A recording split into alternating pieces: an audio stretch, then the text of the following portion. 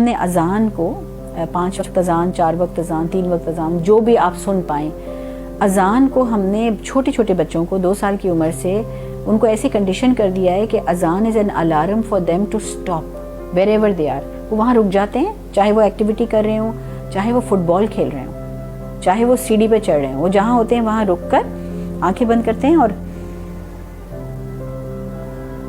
Deep breathing شروع کر دیتے ہیں. اذان جتنی دیر اذان چلتی ہے اتنی دیر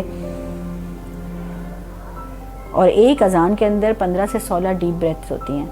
اگر دن میں 3 سے 4 سے 5 بار آپ یہ عادت پکڑ لیں، 1 منٹ 1.5 منٹ کی اذان ہے، اس وقت آپ رک جائیں اور آپ لمبی سانسیں لینا شروع کر دیں تو آپ کی انگزائٹی کا لیول جو ہے نا وہ ایک دم نیچے آ جاتا ہے. اس پریکٹس کو اتنا اپنا لیا ہے ہمارے بچوں نے بھی اور پیرنٹس نے بھی کہ جو واقعات گھر سے ہمارے پاس آتے ہیں، وہ تو ہسبینڈ وائف کے بیچ میں آرگیومنٹ ایک چل رہی تھی تو ایک اذان کی آواز، عشاء کی اذان کی آواز آئی تو وائف نے وہیں پہ رک کرنا، تو وہ ہسبینڈ جو ہے اس کو دیکھ رہا ہے کہ بھئی یہ کیا ہو گیا اس کو، ایک دم رک گئی اور آنکھیں بند کر کے سانس لینی شروع ہو گئی. تو وہ جب اس نے آنکھ کھولا تو وہ ہنسنے لگ گیا.